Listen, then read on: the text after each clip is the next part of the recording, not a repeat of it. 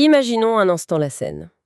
On est dans le tumulte super réconfortant d'un petit resto un peu animé. Ouais, le genre de petite brasserie de quartier. Voilà, genre à Kingston dans l'Ontario.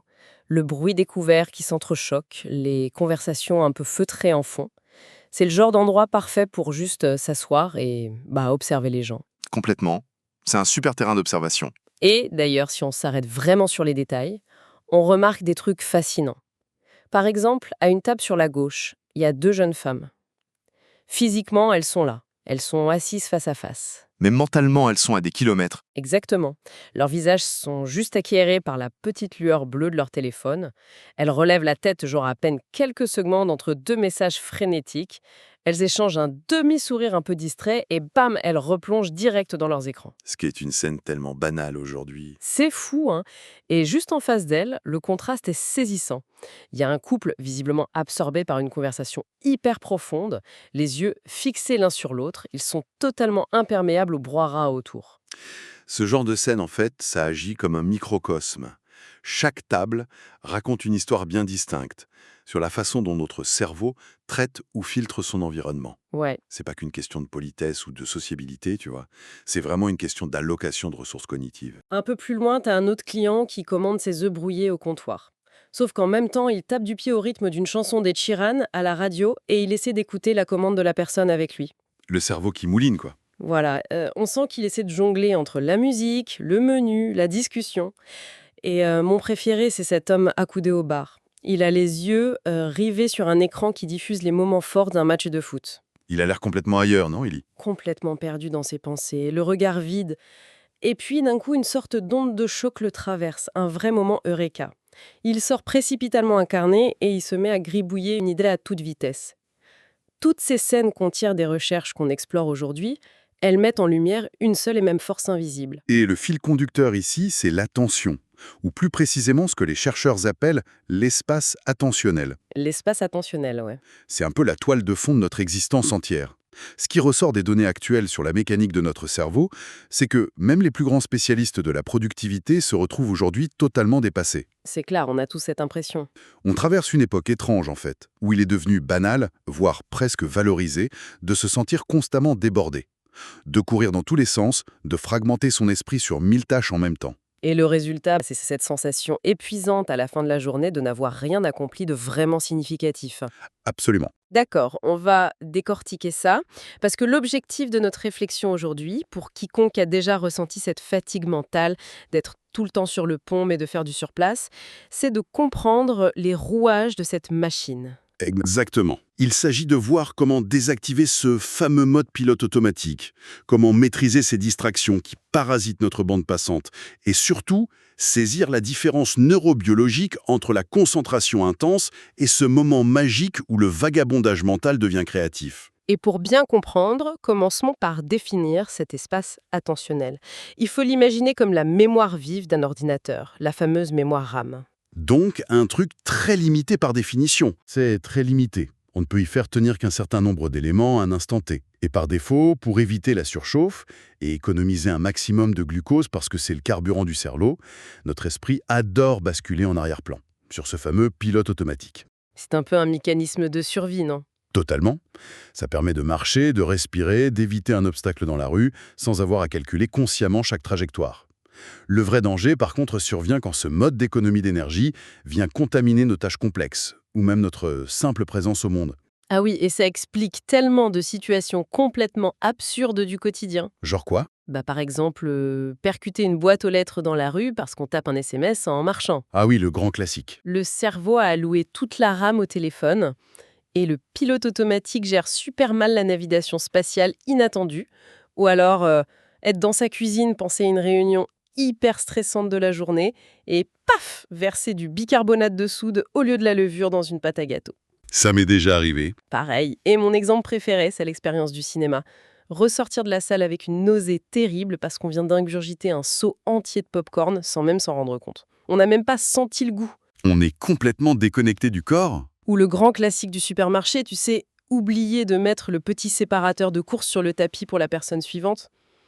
Le corps est bien là, mais l'esprit navigue à des kilomètres. La mécanique derrière tous ces petits oublis est vraiment fascinante. En fait, Quand l'espace attentionnel est saturé par des pensées parasites ou simplement par un manque de direction claire, le cerveau se replie sur ses habitudes les plus ancrées. Et ça, sans aucun filtre critique. En gros, on subit notre environnement au lieu de le traiter. Exactement. C'est un peu comme ouvrir la page d'accueil de Netflix. Face à nous, il y a des milliers de chemins possibles, des algorithmes ultra puissants, des dizaines de catégories qui clignotent pour capter notre regard. Une vraie surcharge visuelle. Voilà. Et si on ne s'installe pas avec une intention bien précise, genre je veux regarder un documentaire historique sur Rome, on se retrouve à faire défiler les menus pendant 20 minutes. Et à la fin, par épuisement décisionnel, on clique sur un programme par défaut. Un truc souvent médiocre qui ne nous nourrit pas intellectuellement et ne nous rend même pas heureux.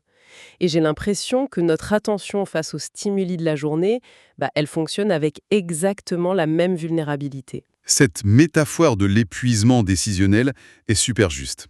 Et le pire, c'est quand on observe les données qui mesurent ce phénomène au travail, les résultats font vraiment froid dans le dos. Ah bon À quel point? Eh bien, face à un ordinateur, qui est un outil offrant par définition un accès illimité à toute l'information mondiale, devine combien de temps en moyenne un être humain arrive à travailler sur une tâche avant d'être interrompu par une notification ou avant de s'interrompre lui-même. Oula, je dirais, 5 ou 10 minutes. 40 secondes. Attends, 40 secondes? Hmm. Non, c'est pas possible. Ça me paraît exagéré dans l'autre sens. C'est pourtant la moyenne mesurée. Mais pourquoi? Je veux dire, si je regarde un film captivant ou que je joue à un jeu vidéo, je peux rester concentré pendant des heures sans cligner des yeux. Pourquoi on s'effondrerait au bout de 40 secondes devant un document de travail? Cela soulève une question importante. La différence réside vraiment dans la nature du stimulus. Tu vois, un film ou un jeu vidéo, c'est conçu spécifiquement pour pirater notre système dopaminergique. C'est fait pour nous accrocher. Absolument. Ça fournit un flux continu de nouveautés, de récompenses, de petites boucles narratives qui maintiennent l'attention de manière passive. Le travail, en revanche, ça exige une attention active et dirigée. Et ça coûte de l'énergie. Ça coûte énormément d'énergie au cortex préfrontal, oui. Notre cerveau primitif est programmé par l'évolution pour scanner constamment son environnement à la recherche de nouveautés ou de menaces. C'était hyper utile pour repérer un prédateur dans la savane, ça. Exactement. Sauf qu'aujourd'hui, ce prédateur ou cette récompense potentielle, ça prend la forme d'un email non lu ou d'une petite pastille rouge sur une application. Ah, la fameuse pastille rouge. Si l'intention ne précède pas l'attention, le cerveau cherchera toujours sa dose de dopamine rapide. Donc notre cerveau est littéralement une machine à chercher la distraction. Parce que notre survie en dépendait autrefois, c'est dingue. C'est ça. Et pour sortir de cette boucle des 40 secondes, les recherches proposent un outil de cartographie, une sorte de matrice pour évaluer nos actions au quotidien. Ok, comment ça marche? L'idée, c'est de classer tout ce qui gravite dans notre journée selon deux axes croisés. D'une part, est-ce que la distraction est contrôlée ou non contrôlée? Et d'autre part, est-ce qu'elle est ennuyeuse ou plaisante? D'accord. Analyser nos journées avec ce prisme, ça doit changer radicalement la donne. Prenons un exemple classique, genre les emails de routine ou la paperasse administrative. Où est-ce que tu les placerais? Je dirais que c'est clairement contrôlé, puisqu'on décide au final quand on ouvre sa boîte mail, mais c'est profondément ennuyeux. C'est le piège classique des tâches administratives. On a l'illusion du contrôle, mais ça draine notre énergie sans offrir la moindre récompense cognitive. Ouais. Mais le cadran le plus dangereux, il est ailleurs. Où est-ce que tu placerais les réseaux sociaux ou la consultation compulsive des sites d'actualité? C'est plaisant, ça donne ce petit shoot d'informations rapides, et c'est contrôlé, non? Enfin, en théorie, on est censé pouvoir fermer l'application quand on veut. La théorie se heurte très vite à la neurobiologie, malheureusement. C'est effectivement classé comme une distraction contrôlée et plaisante. Mais la nature même de cette distraction repose sur des récompenses variables intermittentes. Comme une machine à sous, quoi. Exactement le même principe. Mm. C'est pour ça qu'il est si difficile de s'en détacher. À l'opposé, un bruit de marteau-piqueur dans la rue ou un collègue qui parle super fort au téléphone à côté de toi, c'est une distraction non contrôlée et ennuyeuse. On ne peut que la subir ou essayer de mettre un casque. Voilà. Mais tout n'est pas noir dans cette matrice-ci. Un appel spontané d'un ami très proche en plein milieu d'une journée un peu stressante ou un déjeuner improvisé avec l'équipe, c'est totalement non contrôlé, ça coupe notre élan, mais c'est hautement plaisant. Et c'est souvent indispensable pour le moral et la cohésion sociale, oui. La clé n'est pas d'éliminer toute distraction, mais vraiment d'éradiquer celle qui n'apporte aucune valeur. D'accord. Et une fois ce tri effectué, j'imagine que le véritable défi, c'est d'atteindre l'état d'hyperconcentration pour les tâches qui comptent vraiment. Exactement. Et les stratégies pour y parvenir exigent une approche presque chirurgicale de notre environnement. On parle ici de créer un environnement sans distraction. Et ce n'est pas juste mettre son téléphone en silencieux, si je comprends bien. Les données suggèrent de le prendre physiquement et de le placer dans une autre pièce. C'est ce qui est recommandé, oui. Mais honnêtement, n'est-ce pas un peu extrême? Je veux dire, si je mets mon téléphone dans le salon pendant que je bosse dans le bureau, je vais passer mon temps à ressentir une sorte d'anxiété fantôme, à me demander si je ne rate pas une urgence grave. Cette anxiété, ce fameux FOMO, la peur de rater quelque chose, elle s'estompe généralement après les toutes premières minutes. Vraiment? Oui, parce que le coût neurologique de garder le téléphone à côté de soi est bien pire. Des études montrent que même retourné face contre table, un smartphone draine une partie de notre rame mentale. Mais comment c'est possible s'il ne sonne pas? Parce que le cerveau doit activement mobiliser de l'énergie inhibitrice pour ne pas le regarder. C'est une bataille silencieuse qui tourne en arrière-plan. L'éloignement physique supprime d'un coup cette charge cognitive. Ah ouais, je vois le genre. C'est la même logique qui pousse à utiliser des bloqueurs d'applications stricts sur son ordi ou à se réfugier dans un café sans Wi-Fi pour rédiger un document complexe. On élimine la tentation à la racine pour soulager le cortex préfrontal. D'accord, je comprends bien la mécanique. Mais en y réfléchissant, je me heurte à un paradoxe. Si l'hyperconcentration est un état si puissant et si bénéfique, pourquoi on n'essaierait pas de l'appliquer à toute notre vie? C'est-à-dire, Ne devrait-on pas vivre chaque minute, chaque petite habitude, comme faire la vaisselle, marcher, s'habiller, avec une hyperprésence absolue pour maximiser notre potentiel? la tentation de la productivité absolue. C'est compréhensible, mais l'architecture de notre cerveau rend ça totalement impossible, et surtout contre-productif. Pourquoi? Maintenir une hyperconcentration consomme des quantités faramineuses de glucose métabolique. Si on tentait de rester dans cet état du matin au soir, on s'effondrerait d'épuisement mental bien avant l'heure du déjeuner. C'est si fatigant que ça. Terriblement. Et il y a un phénomène neurobiologique encore plus surprenant concernant nos habitudes. Ah, ce fameux paradoxe de la suranalyse. Précisément. Les chercheurs ont mené des expériences sur des dactylographes professionnels, des personnes capables de taper des dizaines de mots à la minute de manière totalement fluide et automatique. Et qu'est-ce qu'ils ont fait? Ils leur ont demandé de se concentrer consciemment et intensément sur le mouvement individuel de chaque doigt frappant chaque touche. Et j'imagine que ça a tout cassé. Leurs performances se sont effondrées. Elles tapaient beaucoup plus lentement et faisaient des erreurs grossières. C'est fou. Le simple fait d'y prêter attention a cassé le mécanisme. En fait, c'est exactement ce qui se passe quand on descend des escaliers. Comment ça? Si on commence à réfléchir à la façon dont on plie les genoux ou on pose le pied, on a toutes les chances de trébucher, non? C'est exactement ça. Le transfert d'une compétence vers les noyaux gris centraux du cerveau permet l'automatisation. Ramener cette tâche sous le contrôle conscient du cortex préfrontal, ça crée un énorme goulot d'étranglement. Ça ralentit tout. Pensons au bowling, par exemple. Si un joueur chevronné commence à analyser l'angle de son poignet à la milliseconde près au moment de lâcher la boule, le mouvement perd toute sa fluidité naturelle. Donc l'hyperconcentration est vraiment un outil spécifique. Une arme de précision, oui. À ne dégainer que pour des tâches hautement complexes, nécessitant une analyse profonde ou une créativité structurée. Pour les tâches routinières, laisser le pilote automatique gérer est une brillante stratégie d'économie d'énergie de notre propre biologie. Ce qui nous amène du coup à la troisième phase de cette exploration. Si l'hyperconcentration coûte hyper cher en énergie et que le pilote automatique gère la routine, que fait le cerveau le reste du temps? Oh, c'est une excellente question. Souvenons-nous de cet homme au bar à Kingston qui regardait un match de foot avec le regard un peu vide et qui a soudainement eu une fulgurance créative. C'est là que ça devient vraiment intéressant. Il n'était pas hyper concentré sur un tableau Excel et il ne faisait pas non plus une tâche routinière manuelle. Il était juste ailleurs. Il était plongé dans un état de dispersion attentionnelle, ce que les neuroscientifiques appellent l'activation du réseau du mode par défaut, ou DMN en anglais. Le fameux mode par défaut. Voilà. Et contrairement à une idée reçue tenace, un cerveau qui vagabonde n'est absolument pas un cerveau inactif. Au contraire. Ah bon? Les scanners cérébraux montrent que le réseau du mode par défaut consomme presque autant d'énergie que lors d'une concentration intense. Ce réseau a une fonction vitale. Même quand on a l'impression de rêvasser. Surtout quand on rêvasse. Bon, bien sûr, environ 12% du temps, ce système a tendance à tourner un vide, en ruminant des échecs passés ou en s'inquiétant de menaces futures. L'anxiété classique, quoi. Mais la vaste majorité du temps, le DMN fait un travail extraordinaire. Il simule l'avenir, anticipe des scénarios sociaux et par-dessus tout, il forge des connexions entre des concepts apparemment déconnectés. Et ça, c'est la mécanique même de l'innovation, en fait. Les recherches décrivent ce processus comme un cycle en 2 temps. Collecter des points, puis connecter ces points. C'est exactement ça. Pour que l'homme au bar ait son illumination, ou pour qu'on ait la fameuse idée de génie sous la douche, il faut en amont avoir nourri la machine. Si on ne lit que les documents de son propre secteur d'activité, si on ne discute qu'avec des gens qui pensent comme nous, on collecte toujours les mêmes points. Nous tournons en rond. Il faut sortir de sa zone de confort, absorber des documentaires sur l'astrophysique, s'intéresser à l'architecture, écouter des musiques complètement différentes. Et c'est seulement ensuite, au moment précis où l'on relâche l'attention pour accomplir une tâche simple comme regarder un match, tricoter ou marcher en forêt, que le réseau du mode par défaut prend le relais. Il fouille dans ses archives hétéroclites et il crée un lien inédit. C'est beau quand même. L'erreur monumentale de notre culture de la productivité moderne, c'est de croire qu'il faut saturer absolument chaque minute de la journée, par de l'absorption d'informations ou par des podcasts audio, par exemple. 100 ans de pause. Voilà.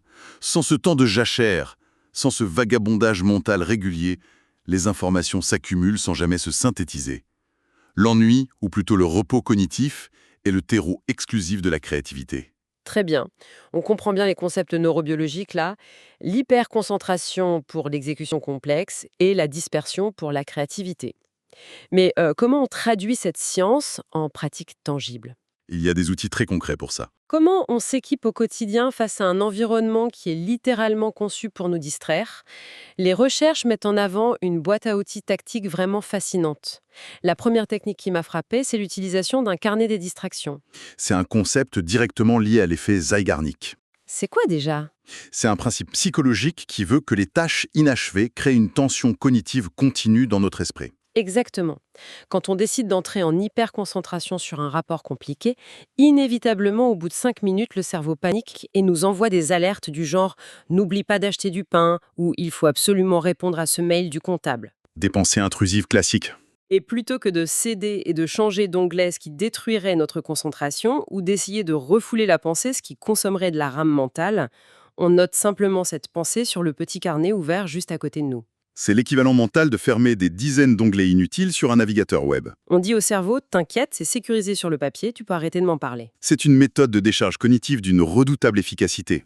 Et pour muscler la prise de conscience initiale, parce que c'est souvent là que le bas blesse, une autre approche très pragmatique consiste à instaurer une alarme horaire. Une alarme toutes les heures? L'exercice est d'une simplicité enfantine. On règle une petite vibration toutes les 60 minutes sur sa montre ou son téléphone, et à ce signal, on s'arrête une fraction de seconde pour se poser un diagnostic rapide. Du style, qu'est-ce que je suis en train de faire? Plus précisément, où était mon esprit à cet instant précis? Étais-je en train de subir mon environnement par habitude ou étais-je intentionnellement concentré sur la tâche que j'avais choisie? Et ça marche. Au fil des semaines, ce petit rappel auditif ou physique crée une véritable mémoire musculaire. On devient capable de repérer les dérives attentionnelles bien avant que l'alarme ne sonne. Et pour renforcer ce muscle au niveau neuronal, il y a aussi la pratique de la douche en pleine conscience. Ah oui, très puissant ça. Et ce n'est pas de la spiritualité de pacotille, c'est de la vraie musculation cérébrale. Habituellement, sous la douche, notre esprit est déjà arrivé au bureau, on est en train d'argumenter mentalement avec un collègue ou de préparer notre to-do list. Le corps est sous l'eau, la tête est dans le fichier Excel. C'est ça. L'exercice consiste à forcer son attention à revenir sur l'expérience sensorielle brute. La température spécifique de l'eau sur les épaules, l'odeur un peu chimique ou florale du savon, le son des gouttes qui tombent sur le carrelage. Ce qui se joue ici, en fait, relève de la neuroplasticité pure et dure. Chaque fois que l'esprit s'échappe vers la liste de courses et que l'on fait l'effort conscient de le ramener à la sensation de l'eau, on renforce physiquement les connexions du réseau de contrôle exécutif du cerveau. On fait des pompes avec son cerveau, quoi. Et le paradoxe fascinant de cet exercice, c'est que plus on resserre la focale sur un détail infime, comme ressentir uniquement le passage de l'air à l'entrée des narines, plus on développe une capacité globale à stabiliser son espace attentionnel pour des tâches complexes le reste de la journée. C'est impressionnant. Mais au-delà de la performance des emails ou des rapports stratégiques, je trouve que tout cela soulève une dimension beaucoup plus existentielle. Si on relie ça à une perspective plus large, on prend conscience que récupérer la souveraineté sur notre attention, ça ne sert pas uniquement à cocher plus rapidement les cases d'une liste de tâches professionnelles. L'enjeu est infiniment plus noble. C'est l'application de cette hyper-concentration dans la sphère privée. Pensons un instant à la façon dont nous interagissons avec nos proches. Quand on franchit le pas de la porte le soir, à quel point est-on véritablement présent? Souvent, très peu, pour être honnête. Utiliser cette capacité d'hyper-concentration pour écouter un enfant raconter sa journée d'école ou un conjoint partager ses doutes sans laisser ses yeux dériver vers un écran de télé en sourdine, sans jeter un coup d'œil furtif à sa montre connectée, sans regarder sa montre. C'est le plus beau cadeau qu'on puisse faire. Les recherches font écho à une citation bouleversante du théologien David Oxberger qui affirme ceci: être écouté et être aimé sont des sentiments si proches que pour le commun des mortels, il est quasiment impossible de les différencier. C'est magnifique. C'est d'une lucidité frappante, je trouve. L'amour, l'amitié véritable, ce n'est finalement que le partage d'une attention de qualité pure et ininterrompue. Ce constat résume parfaitement la finalité de cette démarche. Gérer son espace attentionnel n'a absolument rien à voir avec l'adoption d'une discipline militaire oppressante. Il ne s'agit pas de se transformer en un cyborg obsédé par l'optimisation de chaque seconde. Heureusement. Il s'agit simplement d'éveiller sa conscience. L'attention est le prisme à travers lequel nous faisons l'expérience du monde. Ce à quoi nous choisissons d'accorder notre attention devient, par définition, la substance même de notre vie humaine. C'est très vrai. Si nous portons attention à la rancœur, notre vie devient amère. Si nous portons attention à nos proches et à nos passions, notre vie s'enrichit. Alors qu'est-ce que tout ça signifie au fond? Cela signifie qu'il est impératif de cesser d'être des spectateurs passifs de notre propre esprit. L'attention est une ressource finie, vulnérable, mais profondément résiliente. Elle peut se reconstruire. Elle s'atrophie quand on la livre au premier algorithme venu, mais elle se muscle prodigieusement dès lors qu'on y met de l'intention.